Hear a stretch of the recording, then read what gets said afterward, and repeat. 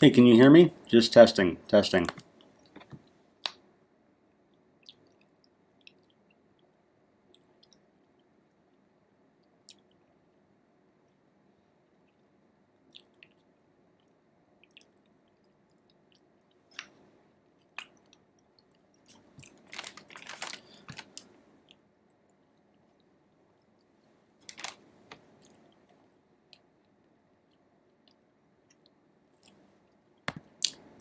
Testing audio. Also eating my croissant. Testing my croissant eating. Can you hear me eating my croissants? Over.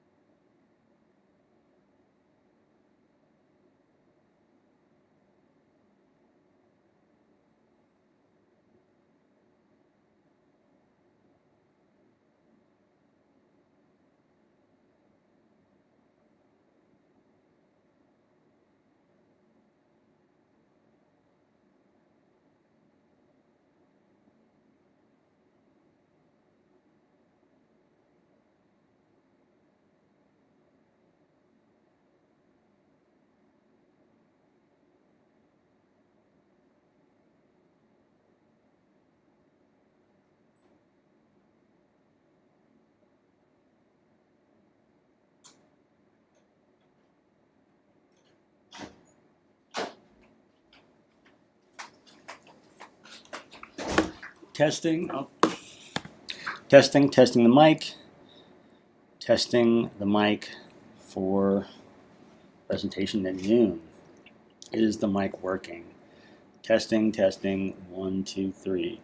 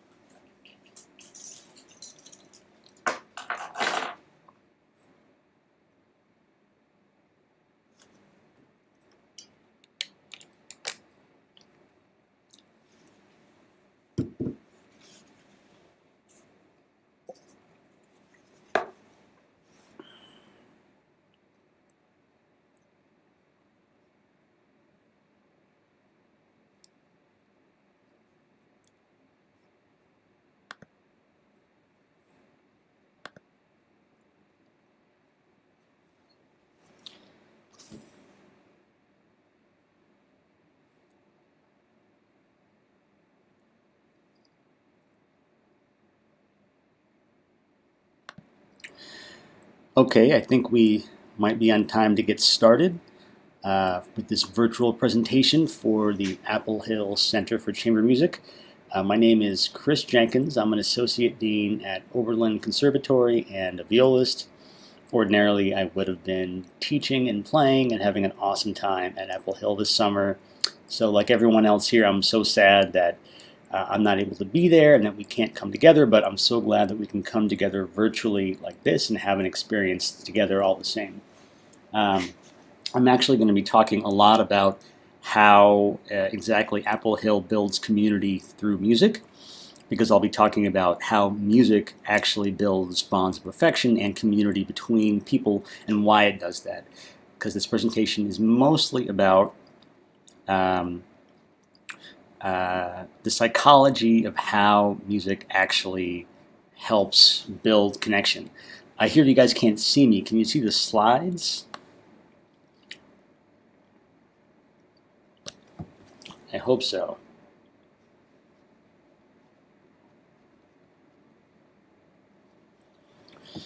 I'm gonna, hey Lise. Hopefully you guys can see the slides. If not, someone just let me know. But I'm most of all excited to, oh, no video.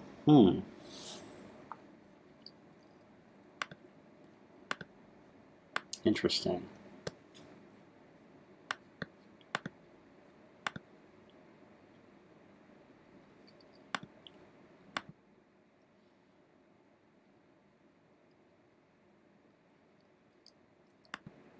Okay, I think some people can see the slides and some people can't. But I know that it's broadcasting right now on OBS through Apple Hill's YouTube live station. So, can you all see the second slide?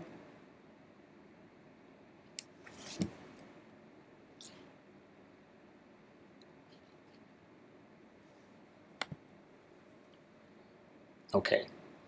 So, as folks at Apple Hill know, Apple Hill's programs are designed to nurture and sustain positive relationships that are created when we make music together.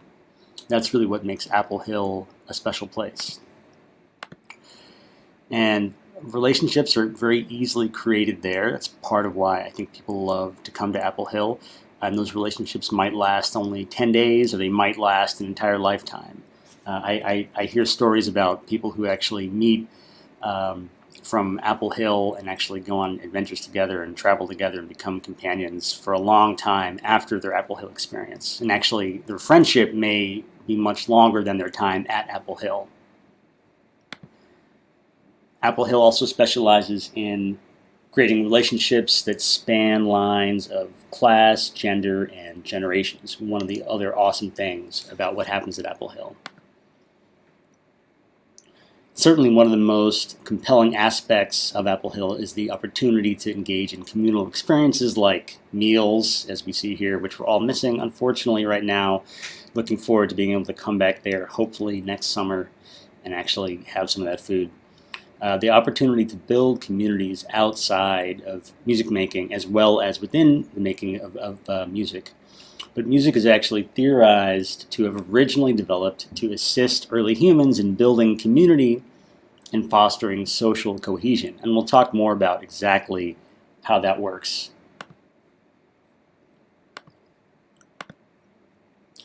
Of course, the Apple Hill String Quartet is known for its travels all over the world, especially to forge relationships in other countries. There are some pictures here of them in Peru, here, Cyprus, and Jordan. I myself have been to Jordan many times and also have brought some Oberlin students to perform there and met many of the same people that the Apple Hill String Quartet has met when they were in Jordan. So it's great to be part of a worldwide community that they're helping to build.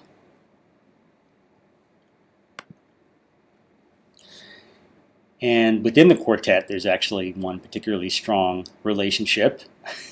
There's one of the violinists and the violist are married. It's pretty common, actually, or at least not uncommon for string quartet players to marry one another, partly because they spend so much time together, but also because of the bonds that are actually generated through music. And we're going to talk about how that actually happens in the brain, because there are actually neurohormones and other transmitters that make us more likely to connect to people with whom we make music. Okay, so Apple Hill participants know how powerful music can be. I think more than most musicians, actually, because we all take part in this communal experience that focuses on building a community both at Apple Hill and worldwide. But why is music so powerful? That's a great question, and we're going to try to address some of that in today's presentation.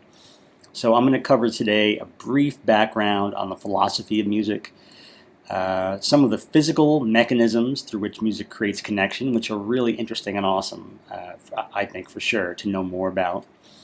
I'll talk a bit about the evolution of our understanding of music's role in human society, not just the evolution of music, but the evolution of our understanding of how it works and why we have music.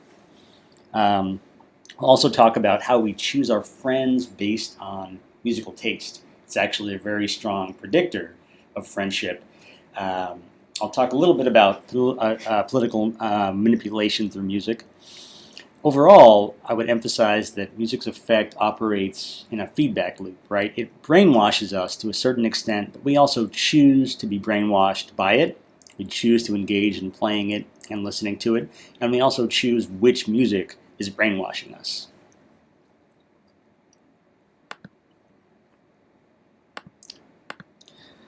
So just a brief background on the philosophies of music, both East and Western philosophies.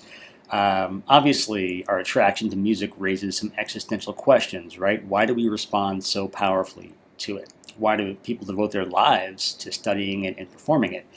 Is it actually intended to serve a concrete function, or is it just, as the linguist Steven Pinker described it, auditory cheesecake? Does it actually have a purpose? Is it serving an essential role in human society? So Plato originally theorized that people were attracted to specific rhythms and melodies that give them joy, right? And that certainly seems true to us today. We listen to music that makes us feel good. Even if it makes us sad, we still feel good listening to it. And I'll talk more about the chemical basis for that and how that happens. And so Plato says, in this way, music engages the human desire to collaborate and synchronize, promoting positive social feelings and healthy communication. In other words, music is actually morally positive. It isn't morally neutral. It serves a positive role in society. So Aristotle believed that music held 4 virtues: giving pleasure, promoting positive feelings, also disposing us toward virtue. In other words, it makes us better people. It makes us want to do good in the world. It orients us towards a moral good. It also imitates emotion. That is, it isn't real emotion, it's an imitation of emotion. And it gives intellectual enjoyment by inspiring new thoughts and perspectives. And certainly, scientific research backs up a lot of those assumptions, particularly involving how it gives pleasure and imitates emotion. It doesn't necessarily dispose us towards virtue or towards doing good. I mean, musicians might want to think that it does. There's no evidence that that is the case, but it does reinforce values and behaviors towards which we are already predisposed, that is.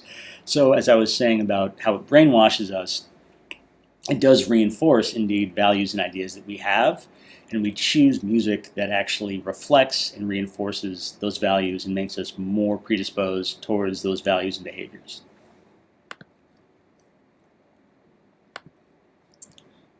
And yes, cheesecake is indeed delicious, as I read in the comments. So in terms of non-Western philosophies of music, of course we have to keep in mind that in many cultures, music is conceived as a full-body, integrated phenomenon. Certainly we see this in religious ceremonies in the US and elsewhere in terms of how people are transported through music and through celebration. And in fact, it can induce a semi-comatose state or other kinds of heightened states of being. And of course, many West African languages do not have a word for music as an auditory phenomenon. It has to include dance and communal participation.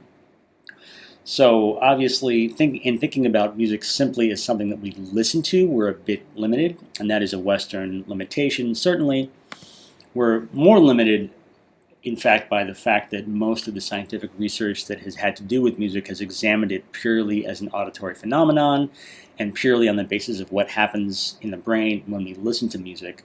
So also in examining the scientific literature, we're limited in the kinds of things that we can really discover. But even given these limitations, some of the things that scientists have discovered are really fascinating about the psychophysiological correlates of music and what it actually does to us internally and what it does to our brains in particular. So I actually started making this presentation several years ago to deliver at a religion class here at Oberlin. Dr. Jafar Mahalati, who teaches a class on friendship. Dr. Mahalati is an amazing guy. He was actually a part of the UN team that helped to negotiate the end of the Iran-Iraq War. He teaches religion now here at Oberlin, and he teaches specifically a class on friendship. And he had come to me and asked if I could come and talk about friendship through music. What would that actually mean? So that was how I actually first got engaged in making this presentation. And I really like what one of his students had to say about music as friendship. Because obviously, in deciding to make music with another person, as she says, one must admit an attraction to the other and an intention of relational longevity.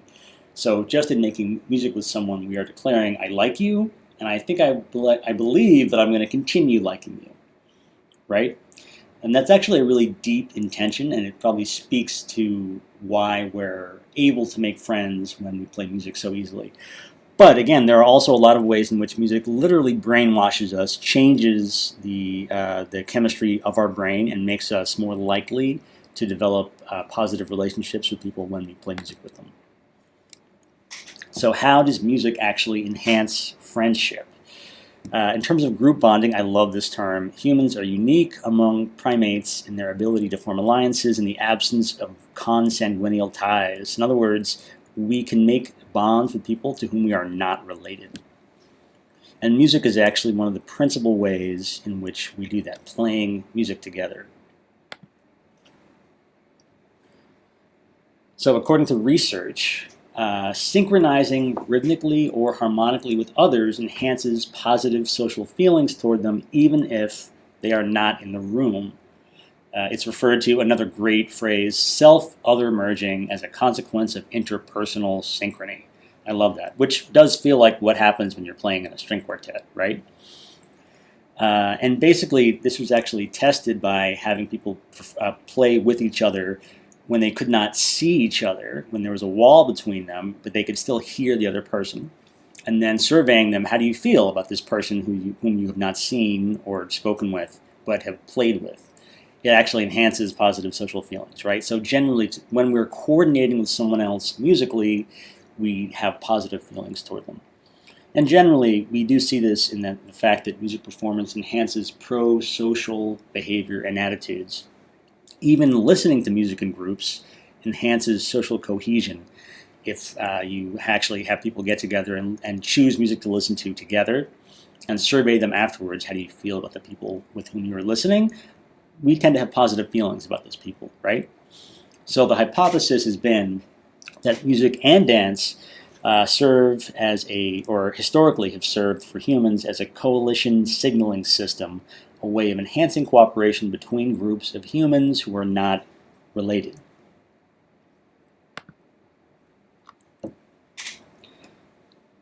And in case you're wondering, what does this mean in terms of playing with music that is produced on a computer, that is not produced by humans? Actually, children synchronize with a beat much more effectively when there's actually a person there playing it than when they're trying to synchronize with a computer drum beat. So the mere presence of another person actually makes us better coordinators. So this suggests that obviously from a young age, our awareness of agency related to sound, our awareness that someone else is making another sound encourages us to synchronize with that sound, makes us better synchronizers, right? So of course that would increase the social bonding effect of music. And the agent-driven sounds, the perception of the movement of another person, engages regions in the brain, which creates the self-other merging that is theorized to happen, right? So how does this actually happen? Well, the chemicals in our brains play a key role: oxytocin, dopamine, serotonin, and other endorphins. So oxytocin is a neurohormone that promotes bonding. It's actually most strongly present during sexual activity for humans. But it is usually precipitated, that is brought about by a sensory overload, physical activity, strong emotional arousal, social behavior, all things that happen during sex, but also things that happen during musical performance. So our brains are literally flooded by this hormone that produces bonding when we're playing together. And of course, oxytocin also encourages eye contact. It increases levels of trust. And again, even listening to music increases levels of oxytocin in our brains, which probably is part of what accounts for increased social cohesion among groups of people listening to music. So in addition to oxytocin, endorphins, which are our natural painkillers, are thought to be linked to physical synchrony. That is, when we move along with someone else. And of course, music is a natural platform for our tendency to synchronize with one another. So the increase in both oxytocin and endorphins promotes pro-social behavior, reinforces our desire to engage in playing and listening with others. So in other words, the more we play and listen with others, the more we want to play and listen with others. So there's a feedback loop, and again, we're essentially brainwashing ourselves, right, to a certain extent, because all of these chemicals are making us happy, making us more social, making us want to engage more in the activity of listening and playing. So even just listening to music also releases dopamine in the brain, and those are some brain scans that I found in a really cool scientific paper of the levels of dopamine in certain regions of the brain. The amygdala is responsible for mediating emotion, and as you can see, it lights up pretty strongly there when people are listening to music. So dopamine is particularly related also to music that elicits chills. So lots of you probably know what I'm talking about. This is known as musical frisson. I did have to look that word up as to how it's pronounced. It is, in fact, frisson. But this is basically when you get goosebumps listening to something or playing something, when your brain tingles or the back of your neck tingles. About 50 to 60% of the population experiences this when listening to music. And I'll talk just a bit about what this is, because it's so fascinating. I didn't really know this was a phenomenon until a number of years ago when I read about it, and I thought, oh, other people experience that too. I had never really thought about it, but it is indeed a unique and sort of odd phenomenon. And it does happen only in about half to two-thirds of the population. It's known by a number of names: strong experiences with music, or SEM, or peak experiences. People experience it upon encountering intense aesthetic experiences, not just music, but also art or architecture. There are lots of different kinds of stimuli that can elicit frisson. And this happens in people who actually have more fibers connecting the auditory cortex, for musicians at least, to parts of the brain that process emotion. So there is actually something different in the brains of people who experience musical frisson. So, of course, any genre of music can elicit this response, and it can happen actually in response to other stimuli that are not musical, although it's known most of all as a musical response. There are a few elements of music that are correlated more closely with this, such as songs that build towards an emotional climax, moments in a song that subvert expectation, think like the half-step modulation in 80s pop. If you like 80s pop, you might experience musical frisson when that happens in your favorite song. This also happens in music that is connected to a strong emotional memory for the listener. Now, strangely, the levels of dopamine, which are mostly associated with musical frisson, tend to peak in the brain before the key moment in a song. So researchers believe that it's the expectation of the moment, not the moment itself, that drives release of dopamine. That's kind of interesting, right? Because it's not the actual perception of what's happening, but it's the anticipation of what is going to happen.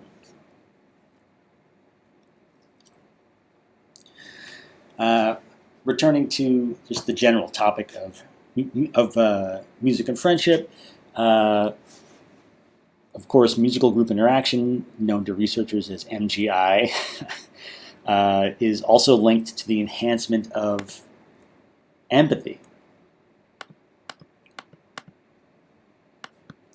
And so empathy is defined here as the drive to predict and respond to the behavior of agents by entering their mental states, in other words, identifying strongly with their feelings and responding with an appropriate emotion. So school-aged children were found to have higher empathy scores after engaging in musical games. But also facial expression, body posture, and gesture have been found to increase empathy between listener and performer. That is, when the performer is making a certain posture or expression and the listener actually does the same, it seems to increase levels of empathy between them as measured afterwards. One would imagine that probably the same thing happens between performers. And of course, while playing in a chamber group, we all are imitating each other's expressions, gestures, and postures. So one would imagine that levels of empathy are going to be pretty high when you're playing music together. Studies have also found that certain emotions are a little easier to convey than others through music. Some people are more receptive than others also.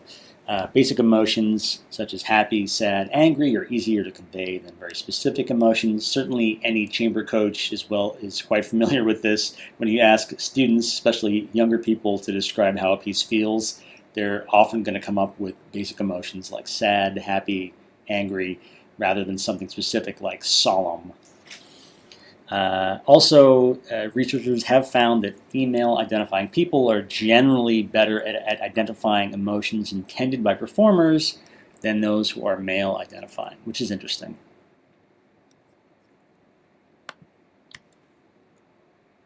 So, question is, how did we get this way? Because obviously music has a very complex and deep physical interaction inside our bodies, but it's sort of curious as to why we would evolve to be like this. So, as I mentioned, our understanding of the role of music has also evolved over time. Certainly, there is not widespread agreement on how and why music came to play such a powerful role in our culture.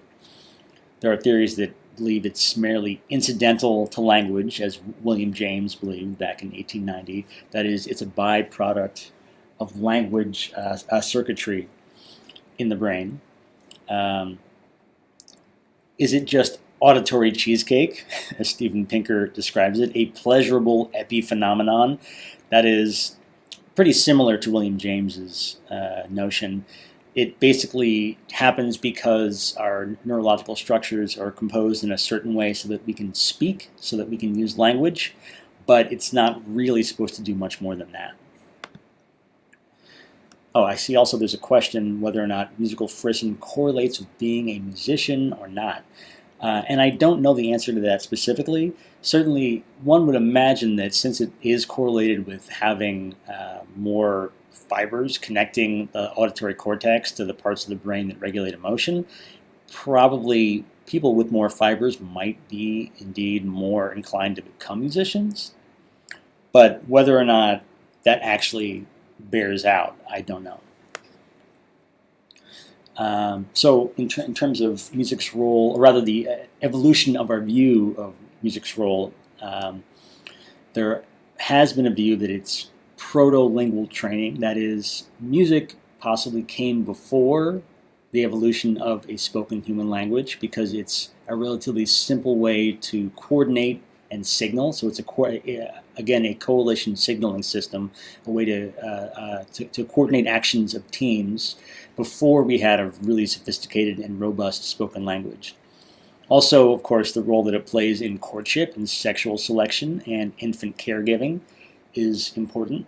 And again, those would be proto-lingual roles. Before we could actually speak to one another, music and dance would, of course, play a much deeper role in sexual selection, also in caring for infants when we can't speak to them. And in fact, with infants, one still can't speak to them because they don't understand, but they do react to music and to melodies. The general dominant view now is that it has to do with the promotion of social cohesion through the coordination of physical action and emotional affect. So certainly finding ways to coordinate human activity, which has become, of course, more and more complex. So that kind of gets into its role in how we actually choose our friends, not just in how we develop relationships with those with whom we play. The modern interpretation believes in all the above, plus the fact that music allows for the rehearsal of emotional states minus painful outcomes, or rather internal simulation of events that substitute for overt and risky actions. So in other words, we're able to feel sad when listening to a sad piece, but we don't actually experience that sadness in the same way as when something terrible happens, right? So we're rehearsing emotional states that may actually have some element of pleasure without the painful correlate in real life. And of course, again, more dopamine is produced in our brains when expectations are being met. So we listen to favorite songs in part because they create an emotional expectation. We wait for certain moments to actually happen. And when those moments happen, our brains produce more dopamine.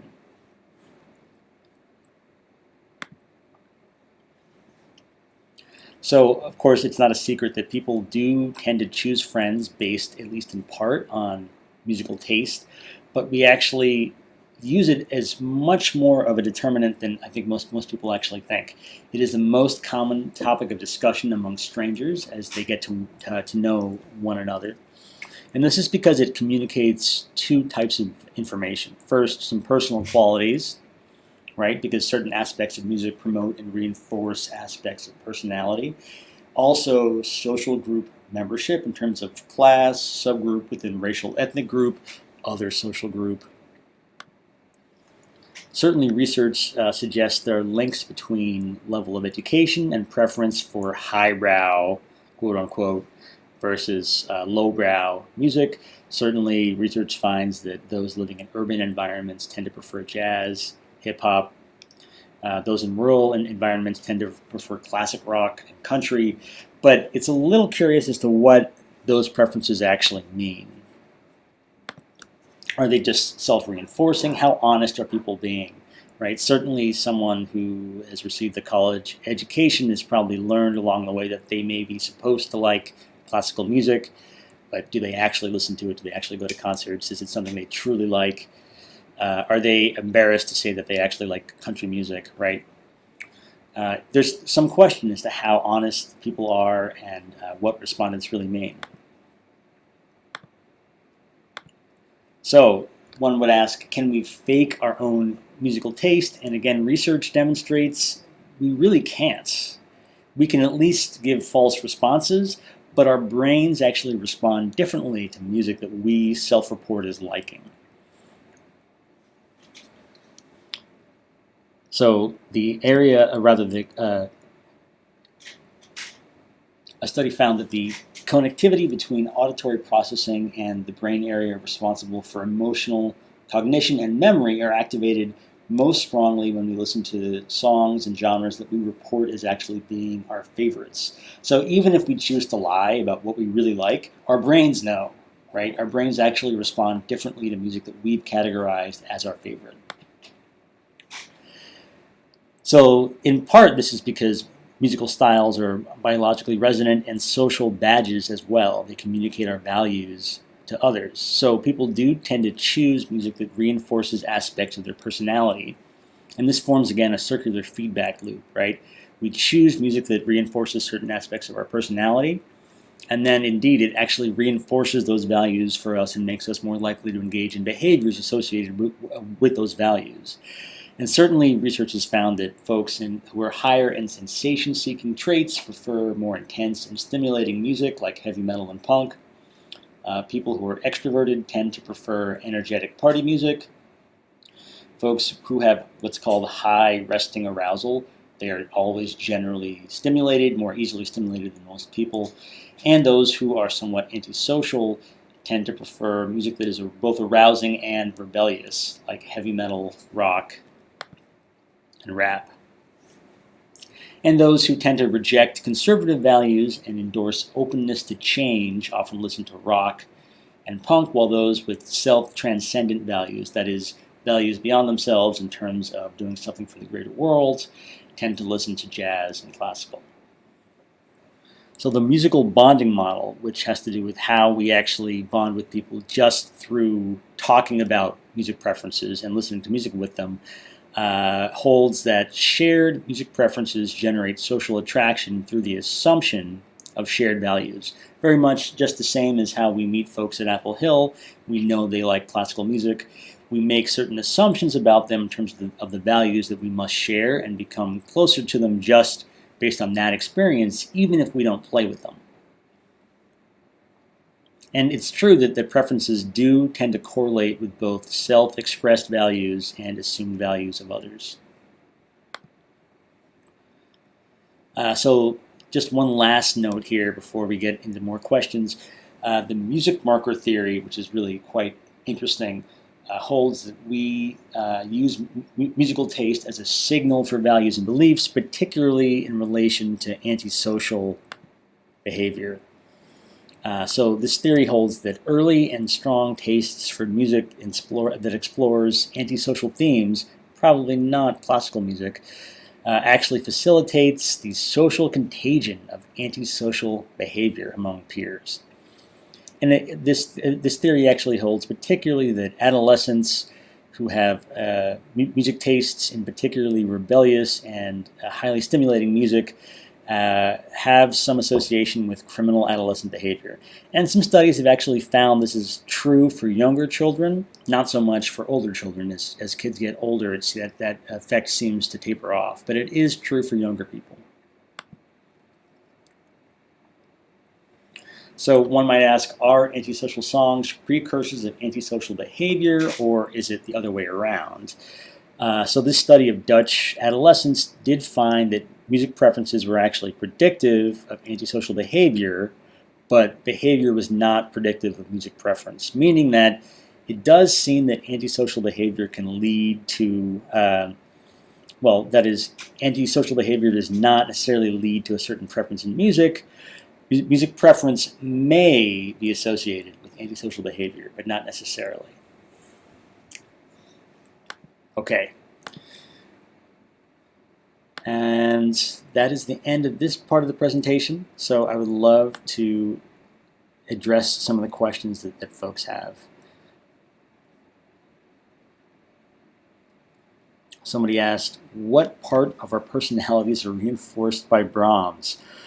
That's such a great question. I mean, one would imagine probably repression. I don't know. There's not research that I've seen in terms of specific genres of classical music, right? Like if we're talking about the more classical music written during the late Romantic, but in the style of Brahms, what is the effect of that versus Wagner or David Lang? I don't know. And I don't think that researchers tend to have such specific questions in mind. They're still looking at much larger questions, more sort of gross questions, for lack of a better word, in terms of heavy metal versus classical.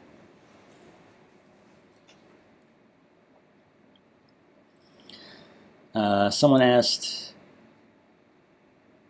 oh yeah, what are the consequences from when we try to explore music that we don't like yet? I know in my own personal experience for sure, there were times in my life when either something good or bad happened, and I began listening to a genre of music that I had never listened to before, just because I was exposed to it, and I had experiences that all of a sudden validated in some way some of the values that were communicated by those musics. And I'm sure some of you have had those experiences too. And those certainly were times when my values were shifting, I would say. So I don't know. That's certainly a great question as to whether or not we can actually influence our own behavior by changing the music that we listen to. It's certainly not impossible.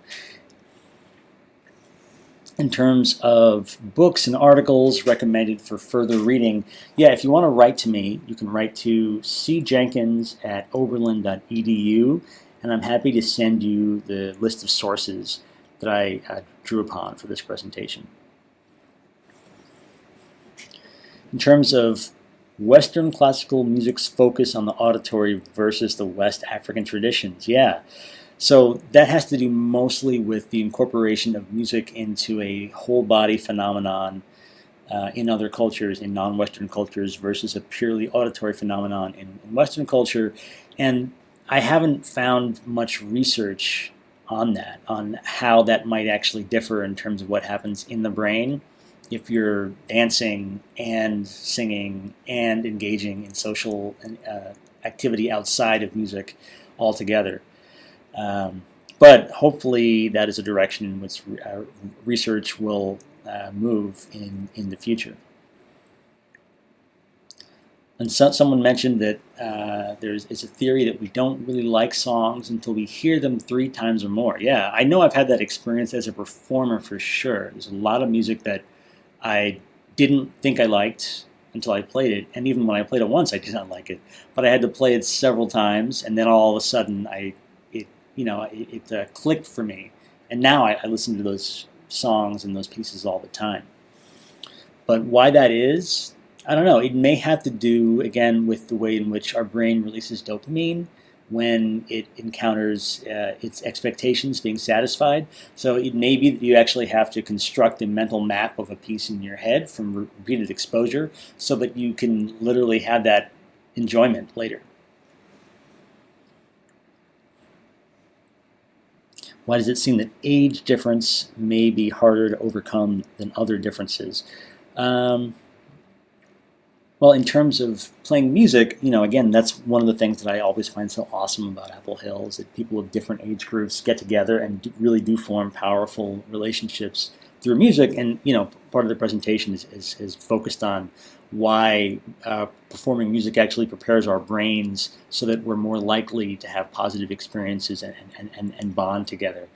But I don't know. I mean, at least in my experience, I don't really find that age difference is that hard to overcome, and especially in terms of playing. In fact, if nothing else, as I get older, I appreciate more and more playing with younger people because they tend to have more energy than I do. I'm kind of tired these days.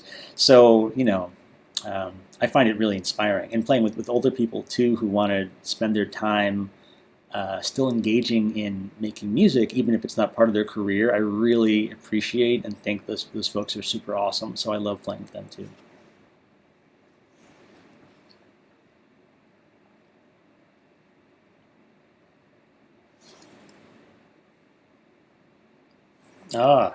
There's a question about how to play and perform music without appropriating. Yeah, that's a great question. I gave a presentation last year live at Apple Hill where someone asked that same question, and it was great to get that question because I get that question a lot, and every time I do, I think my own answer evolves a little bit. So I think when we're talking about musical appropriation, my PhD in musicology that I'm earning right now is focusing on African American music. So I've been reading a lot of sources like Blues People talking about the appropriation, particularly of jazz and swing. And really, I think the main issue with appropriation has to do with monetizing and diluting the cultural forms of others so as to benefit financially. especially when you're dealing with a group that is marginalized by the larger culture in which that financial benefit is being reaped. That's always the big issue. So in terms of just simply performing or learning music from other cultures, we should embrace the notion of cross-cultural collaboration. We should embrace the notion of learning how other styles of music work, while of course acknowledging that probably our version of them is never going to be truly quote-unquote authentic. That's okay. I think the idea of trying to gain mastery or at least some familiarity with different styles is really important and makes you a better musician. The issue really has to do with appropriating, taking for yourself, and then benefiting financially from doing that. Actually, a friend of mine just texted me this morning something he saw on Twitter just about white American chefs who go to Mexico and learn recipes and then come back and then get rich selling those recipes on their cooking shows, right? That's a problem. But as long as we're not seeking to take something to call it our own and to benefit financially, and to do so within the culture that is marginalizing that other culture, I think that's okay.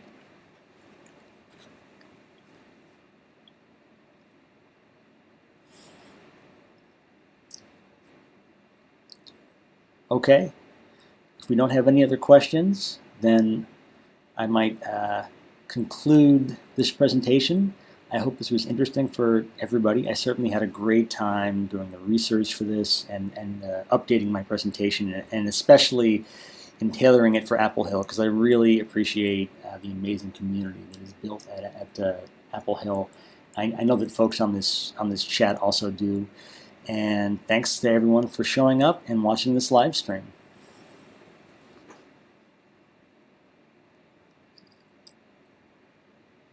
Oh, by the way, I will make sure I actually repeat my email address. That's cjenkins@oberlin.edu if you want to get more information or get my source list.